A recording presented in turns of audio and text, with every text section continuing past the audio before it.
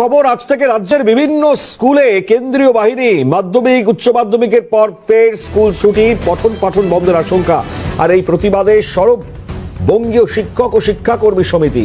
আপনারা জানেন 100 কোম্পানি বাহিনী আজ এই রাজ্যে আসতে চলেছে এবং এর পরবর্তীতে আরো 50 কোম্পানি দুদিন পরই আসবে। ফলত সেই জায়গায় পঠন পাঠন একটা বন্ধের আশঙ্কা, কারণ যে স্কুলগুলি রয়েছে সেগুলো স্বাভাবিকভাবেই এটা ব্যবহারের জন্য তাদেরকে দিয়ে দেওয়া হয়। ফলত এই জায়গাতেই বড় প্রশ্ন রাখছে বঙ্গীয় শিক্ষক ও শিক্ষাকর্মী সমিতি। তারা আশঙ্কা করছেন যে পঠন পাঠন বিঘ্নিত হতে চলেছে, পঠন পাঠন বিঘ্নিত হবে, মাধ্যমিক উচ্চ মাধ্যমিকের পর ফের স্কুল ছুটি দিতে হবে। ফলত এই জায়গায় পঠন পাঠন বিঘ্নিত হওয়ার আশঙ্কা তারা করছেন, বন্ধের আশঙ্কা তারা করছেন। ফলত সেই জায়গায় তাদের প্রশ্ন অবশ্যই অত্যন্ত যুক্তিযুক্ত জায়গা এবং তার প্রতিবাদ তারা জানাচ্ছেন। এখন অবশ্যই দেখবার যে এই পরিস্থিতিতে দাঁড়িয়ে পরবর্তী ছবিটা কোন জায়গায় যাবে বা তাদের এই প্রতিবাদের পরবর্তী এফেক্ট কি হতে চলেছে। 100 কোম্পানি বাহিনী যারা মোতায়েন থাকবেন এবং যে স্কুলগুলো রয়েছে সেগুলি তারা ব্যবহার করে থাকেন।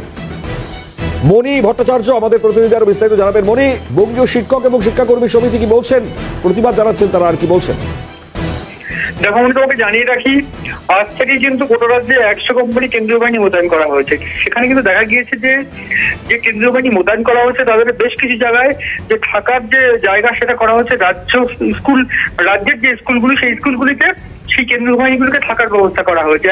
প্রশ্ন উঠছে এই যে স্কুলগুলিতে যে থাকার ব্যবস্থা করা হয়েছে কেন্দ্রীয় বাহিনীর, তাতে কিন্তু দেখা গিয়েছে যে বহু স্কুল কিন্তু বন্ধ হয়ে গিয়েছে।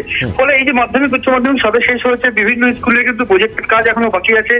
তাছাড়া বিভিন্ন যারা লোয়ার প্রাইমারি স্কুল সেক্ষেত্রে কিন্তু দেখা গিয়েছে তাদের বেশ কিছু পরীক্ষাও বাকি রয়েছে। ফলে এই অবস্থায় কিন্তু এই যে স্কুলগুলি পঠন পাঠন বন্ধের যে আশঙ্কা সেটা কিন্তু গুরুতর হয়েছে। সেই বিষয়ে কিন্তু ইতিমধ্যেই বঙ্গীয় শিক্ষক ও শিক্ষাকর্মী সমিতি মাননীয় মন্ত্রীকে চিঠি লিখে জানিয়েছেন যে এই যে সিদ্ধান্ত তারা নিয়েছে সেটা কিন্তু ইতিমধ্যে বয়কট করতে হবে।